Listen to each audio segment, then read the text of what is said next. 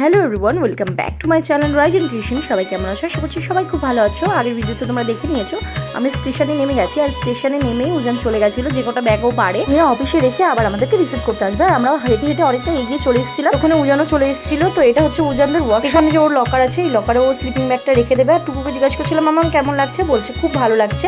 আর আমরা এখানে কিন্তু এতগুলো ব্যাগ নিয়ে যেহেতু যেতে পারবো না, যেহেতু স্কুটিতে যাবো, তাই উজান বলছিল বড় ট্রলিটা থাক, আমরা যে কটা আছে এমনি ব্যাগ সেগুলো নিয়ে চলে যাচ্ছি। আর আমার ডিউটিও আছে, ওর ইভিনিংয়ে ডিউটি ছিল 2টো থেকে, আর আমরা প্রায় 2টোতেই পৌঁছেছিলাম। তো বলছিলাম আমি ডিউটিটা আজকে জয়েন করে ফেললে তাহলে আমার আর অ্যাবসেন্টটা হবে না, একটা দিন বেঁচে যাবে। তো বললাম ঠিক আছে, তাহলে আমাদেরকে নামিয়ে দিয়ে আসো, তুমি ডিউটিটা করে নাও। তার ট্রলিটাও অফিসেই রেখে দিল, আর বাদ বাকি জিনিস নিয়ে আমরা বেরিয়ে পড়লাম। সামনে এই যে জায়গাটা দেখতে পাচ্ছ, এই জায়গাটা না আগে এই শেডটা ছিল না, তাই একদম নতুন বলে মনে হচ্ছে, নতুন লাগছে আমার কাছে, কারণ আমি এটা দেখে যাইনি। আর এখানে থাকে আমাদের স্কুটি, এখানে ক্যামেরা আছে, তো এখানে রেখে ও লাইন ডিউটিতে চলে যায়। উজানের ব্যাগটা আমি কাঁধে নিয়ে নিয়েছিলাম, বাকি ব্যাগ ট্যাগগুলো সামনে দিয়ে দিয়েছিলাম, আর ট্রলিটা রয়ে গেল অফিসেই।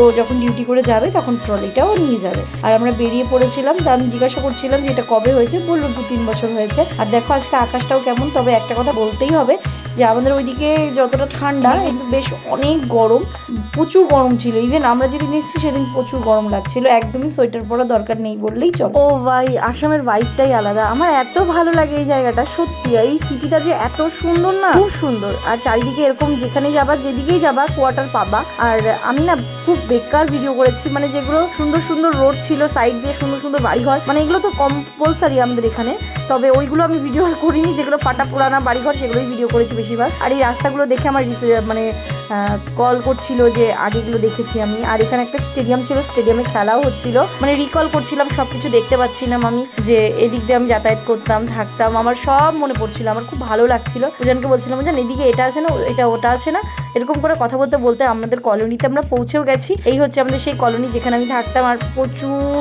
মেমোরিজ আছে আমার এখানে। সবার কোয়ার্টার দেখাচ্ছিলাম উজানকে, বুঝলেন এটা এখানে না, এর বাড়ি এখানে না, এই কোয়ার্টারে থাকতাম। দেখতে দেখতে আমরা কোয়ার্টারে পৌঁছে গেছি। সত্যি স্বপ্ন মনে হচ্ছিল আমার তখনও যে আমি সত্যিই চলে এসেছি ডিব্রুগড়ে। আমাদের অনেকবার প্ল্যান হয়েছে, অনেকবার প্ল্যান ক্যান্সেল হয়েছে, এটা আসার জন্য আমি অনেক দিন ধরে ট্রাই করছি।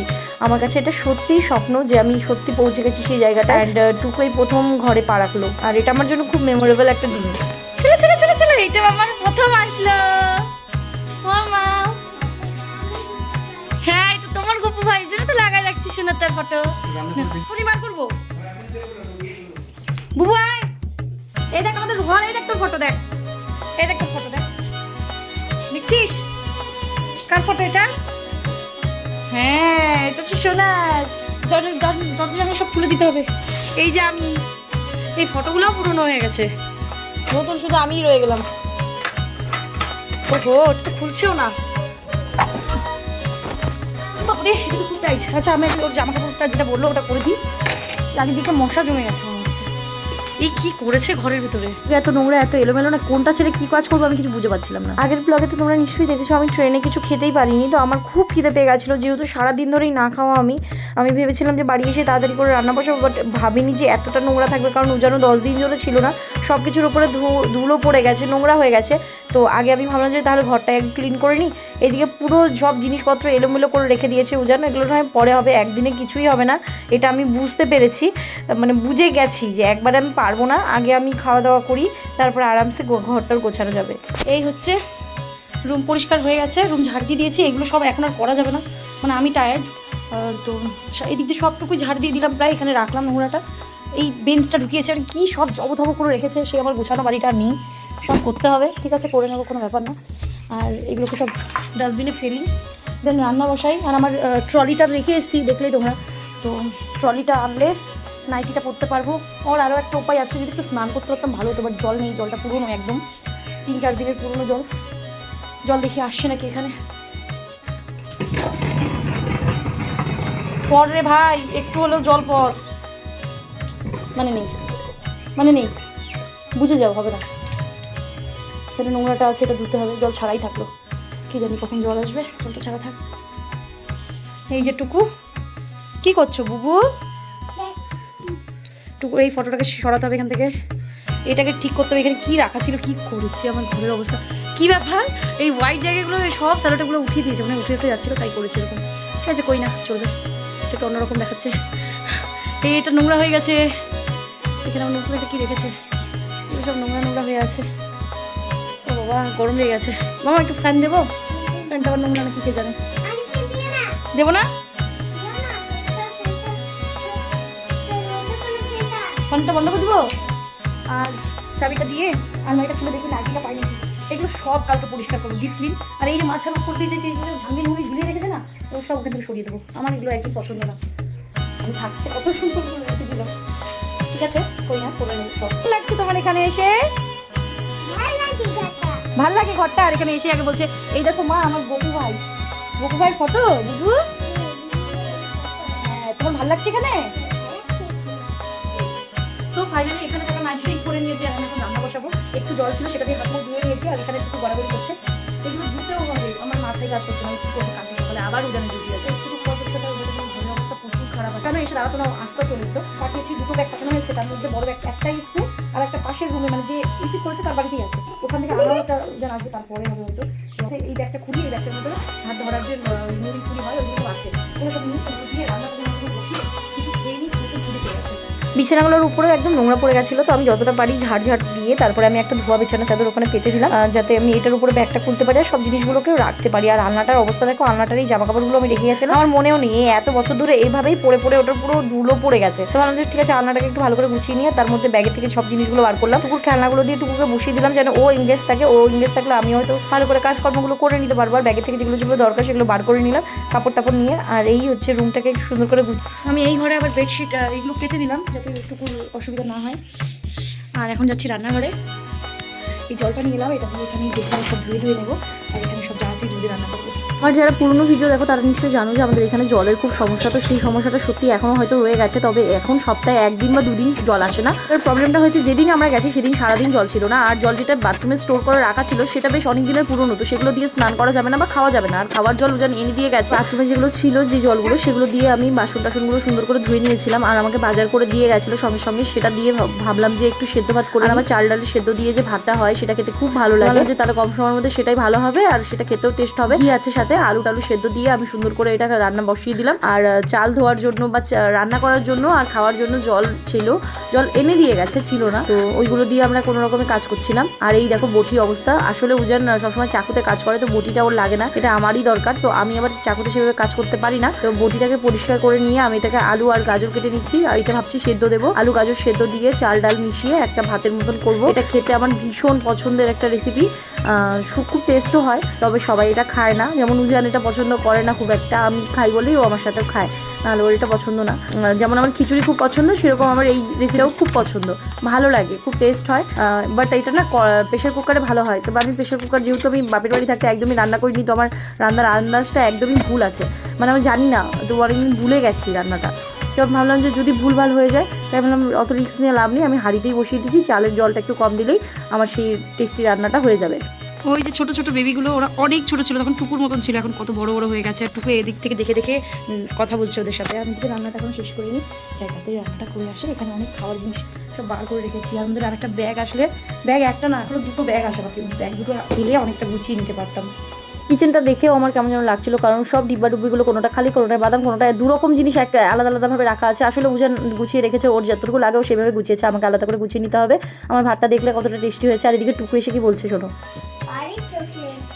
ওইটার ভিতরে ঢুকালিছি চকলেটটা, এইভাবে দিলে আমি খেলাই চকলেট দিয়ে কি কেউ এইরকম খেলে? এই আমি এদিকে পর্দা সব টেনে দিয়েছি, কত কিছু গোছালাম।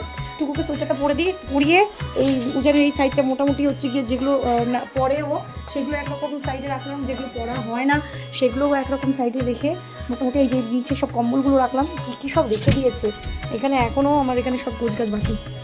এটার বেডশিট দুটোর কভার, এইটা বেডশিট পেতে নিই, হ্যাঁ এটাই ভালো হবে।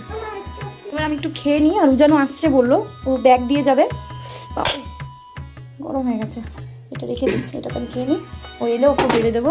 আর যদি আমি খেতে বসে যাই এরকম টাইমে আসে, তাহলে হয়ে যাবে, একসাথে খেয়ে নিতে পারবো। এই হচ্ছে আজকের ভাতের প্রস্তুতি। ও এটা নেওয়া হয়ে গেছে, টুকুকেও খাইয়ে দেবো, যদি খায়ও আমার সাথে খেয়ে নিতে পারবো এটা। এই যে দাওয়া করতে করতে সন্ধ্যা হয়ে গেছিলো, আর সন্ধ্যা প্রদীপটা দিয়ে নিই। আর সন্ধ্যা দিতে গিয়েই দেখছি উজানও সঙ্গে সঙ্গে চলে এসেছে, করে ব্যাগটাও নিয়ে এসছে। তবে ওকে তাড়াতাড়ি করে খেতে দেবো, কারণ ও আবার ডিউটিতে যাবে। ডিম দিইনি, ডিম ভাজবো হলো, তারপর আর সন্ধ্যা হয়ে গেছে বলে করিনি, কিন্তু টেস্ট হচ্ছে। ঘি দিব একটু, দিয়ে দাও তাহলে দিয়ে দিচ্ছি দাঁড়াও। বেশি করে ভালো না লবণ লাগবে, খাওয়ার টেস্ট হয়েছে, খাই দেখো ভালো করে। উজান ডিউটিতেই আছে, তবে বড় স্যারদের বলে একটুখানি টাইমের জন্য এসেছিলো আর আমাকে বাজার দিয়ে গেল, যে তার মধ্যে বাজারে এনেছিল চিকেন আর অনেক রকম সবজি যেগুলো ছিল না। আর আমি রান্না বসাবো বলে সব তেল ঢেলে রেডি করছিলাম, তার মধ্যে মনে পড়লো যে ট্রলিটা খুলি, ট্রলিতে অনেক কিছু আছে, ট্রলিটা দেখে নিই যে কী কী আছে। তো এখান থেকে আমি ভাবলাম যে তাহলে একটু গোছগাছ করি। আসলে আমি সেদিন টালই পাচ্ছিলাম না কী করবো আর কী না করবো। এখানে আমাদের রান্নাঘরেরও প্রচুর জিনিস ছিল, তো এক এক করে সেগুলো সরাচ্ছিলাম। টুকুর দিদিভাই এসছে খেলতে, এটা সামনের রুমে থাকে। তোমার নাম বলো? প্রিজা। প্রিজা, বাবা কি সুন্দর নাম। আর এটা টুকুর সাথে খেলবে, তো টুকু আর খেলছে না, ও মোবাইল দেখছে, ও খেলছে। খেলো, তুমি খেলো। মাংস তো নিয়ে এসছে, রান্না তো করে ফেলবো, কিন্তু আমার এটা মাংস ধুতে ভীষণ খারাপ লাগে, আমার একদম পছন্দ না। তবে এইদিকে সব রেডি হয়ে গেছে, মাংসটাও নিজে হাতে ধুয়েছিলাম আর নিজে হাতে ম্যারিনেট করে রান্না করেছি। তবে এখানে কালারটা এত জঘন্য এসছে কেন আমি বুঝতে পারছি না, শ্যুট করার সময় কিন্তু এতটা খারাপ লাগছিল না। আর আমি ফটাফট তাড়াতাড়ি করে সব কিছু রান্না করে ফেলেছি। চিকেন করেছিলাম আর ভাত করেছিলাম, আর সেরকম কিছু আলাদা করে করিনি। খুব তাড়াতাড়ি করেও মানে গোছানোর চেষ্টা করেছি। আসলে আমি একটু করে রান্না করছিলাম, একটু করে জিনিস গোছাচ্ছিলাম। আমার মাথায় ছিল কখন আমার বাড়িটা সেট হবে, আমি ঠিক করে থাকতে পারবো। কোনো একটা ভীষণ প্রবলেমে পড়েছি, এবার তোমরাই বলো কি করা উচিত আমার। রান্না করছি, যে রান্না করে এসে দিচ্ছি একটাই হাতা, ঠিক আছে, খুন্তি নেই হাতা, তো আমি ওটা দিয়েই রান্না করছি। যখন ভাত ওটা দিয়ে করলাম, ওটা আবার ধুয়ে আবার ওটা দিয়ে মাংস করলাম। এবার মাংসটা যখন খাবো, আমার তো মাংসটা ফেরত ওঠাতে হবে, তো মাংস আমি ভেবেছিলাম রান্না করছি এটাই খাও, এটা দিয়ে উঠিয়ে খেতে পারবো আমরা। এবার বাড়িতে মাংসটা শিফট করলাম কড়াই থেকে, আর একটু হাতাটা দিয়ে আমরা উঠিয়ে খাবো। এবার ভাত দিয়ে রান্না করবো, খুন্তি তো বুঝতে পারছি, এবার নাড়াবো কি দিয়ে। এবার ওটা মাংসটা দিয়ে ধুই, আবার জল লাগবে, যেহেতু জল কম আছে আবার জল লাগবে। আর আমার যখন ভাত মাংস খাবো তখন আবার মাংস এটা তো দিতে হবে। আমার এখন মাথাটা খাওয়া গেছে, নাড়াবো কি। আচ্ছা, একটা সাজেশন আছে, দেখো তো ভালো হবে কিনা। সুজানের একটা পড়ার স্কেল, ভাবছি এটা দিয়ে নাড়িয়ে নিই, একটা একটু ভালো করে ধুয়ে নিই, এটা দিয়ে কাচ্চা না হচ্ছে কী করবো। আর তার থেকে বড় কথা, আমি একটা 3বার ফোন করেছি ওদেরকে, সব কথা বলা হয়ে যাচ্ছে, আর এই খুন্তির কথাই জিজ্ঞাসা করছি। শুকনো লঙ্কা এটা ওটা কী কী সব বলছি, কিন্তু যেটা জিজ্ঞাসা করার এটাই করিনি। আর এখন হাতটাকে নাড়াতেও হবে না, কিন্তু জল গরম হয়ে গেছে, খাবার জল গরম করছি, জল আছে ফ্লাক্সে বলে নিচ্ছি। কাজটা চালিয়ে তারপরে কি বুদ্ধিটা ভালো কিনা বলো তো। এইখানে হয়ে গেছিলো আমার একটা বিপদ, মানে আমি হচ্ছে ওই হাঁড়ি যে উতল দেবো সেটার জন্য কোনো গামলা খুঁজে পাচ্ছিলাম না। যেহেতু আমি এখানে নিয়ে আমি জানি না কোথায় কি রেখে গেছে, আর বারবার ফোনও করতে পারছিলাম না, ও ডিউটিতে ছিল। আমি ভাবলাম কি তাহলে ওস্তাদি করে ভাবলাম যে আমি এটাকে হাতে ধরেই তাহলে উতলটা দিয়ে দিই, তাহলে কি হবে যে খুব সুন্দর করে ভাতের মারটা পড়ে যাবে। ও মা, আমি নিচ থেকে যখন হাঁড়িটা উঁচু করেছি তখন মানে নিচ থেকে তো মার পড়ছিল, ওপর থেকে কিছুটা মার আমার হাতে পড়ে যায়, যার জন্য আমার হাত পুড়ে যায়। আর সঙ্গে সঙ্গে রিয়াকশনটা জ্বলছিল, বাট খুব একটা কিছু হয়নি। বাট তার আজ 3-4 দিন পর আমার হাতের অবস্থা কি তোমাদেরকে দেখাচ্ছি, দাঁড়াও। তুমি কি খাবা বলো এখন?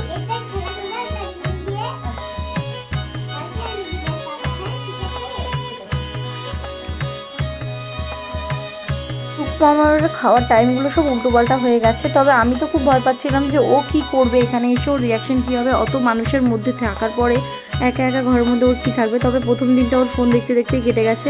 ওকে যখন ভাত খাওয়াচ্ছিলাম তখন আমার হাতটা জ্বলছিল, তারপরে ওকে খাইয়ে উঠে আমি আগে ওষুধটা লাগাই। আমার কাছে ছিল আর্নিকা, যেটা বাচ্চাদেরকে লাগাই, ও সব পুড়ে গেলে কেটে গেলে এটা বাচ্চাদেরকে লাগাই। আমার কাছে এই ওষুধটা ছিল, আমি ভাবলাম যে তাহলে এটাই লাগিয়ে নিই। এটা যখন লাগাচ্ছিলাম তখন তো ঠান্ডা লাগছিল, বাট তারপরে জ্বলছিল। তারপরে টুকুকে শুয়ে দিলাম, কারণ ওর আজকে সারাদিন ঠিক মতন ঘুম হয়নি। আমাদের এই মশারিটা নিশ্চয়ই তোমরা চেনো, যারা আগে আমার ভিডিও দেখতে তারা জানবে। টুকুকে একটু স্টার লাইট দেখালাম, পুরোনো ব্লগ দেখো বা দেখেছো তারা তো নিশ্চয়ই এটা জানো। আমার ঘর এটা ছিল, এটা এইভাবে তো কিচ্ছু দেখা যাবে না, এইভাবে দেখো, এটা হচ্ছে স্টার লাইট। আমি ভেবেছিলাম, জানতাম টুকু দেখলে খুব খুশি হবে। মাম্মাম কেমন লাগছে?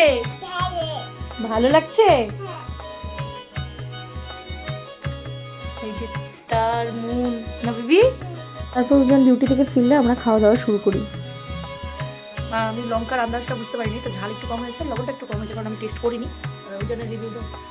ভালো হয়েছে রান্না, অনেকদিন পর প্রথমবার রুটি রান্না করলো, সেই জন্য অনেক ভালো হয়েছে। আমি যদি এটা পুরাই ফেলতাম তাও ভালোই বলতো, এটা হচ্ছে মাই ম্যান, বুঝছো তো। তাও আমার কাছে ভালো লাগলো মোটামুটি। শুধু ও খেতে পারবে না, কারণ ওর খেতে পারবে, খেয়ে তো নিলই, খেয়েও ভালো বললো। আসলে একটু লঙ্কা হলে, ঝাল হলে খুব ভালো হয়। বুঝতে পারিনি ঝাল কেমন হবে। টিভিতে ব্যালেন্স আর ভরা হয় না, আর ওজন যখনই আসে ও তো একদিনের বেশি থাকে না, তো ফোন থেকেই দেখে নেয়। টুকু এই দেখো, টুকুও ঘুমিয়ে গেছে। তো আমরা তাড়াতাড়ি করে খাওয়া দাওয়া শেষ করি, কারণ আমাদের আজকে সারাদিনটা প্রচুর হ্যাট্রিক গেছে। উজানও ট্রেন থেকে নেমে কিন্তু রেস্ট করতে পারিনি, ডিউটিতে চলে গেছিলো। আর আমিও ট্রেন থেকে নেমে পুরো বাড়ির সংসারে যা কাজ হয় সব করেছি, আর নিজেদের খুব ক্লান্ত লাগছিল। বাট উজান আমাকে হেল্প করে দিয়েছে, বাসনগুলো সব মেজে দিয়েছিল। আসলে আমি মিথ্যে কথা বলবো না, উজান আমাকে বাড়ির কাজে অবশ্যই খুব হেল্প করে। তো সারাদিনটা খুব হ্যাট্রিক গেছে, এখন একটু রেস্ট করার পালা। এবার আমি রেস্ট করি, দেখা হচ্ছে নতুন কোনো ভিডিওতে। টাটা।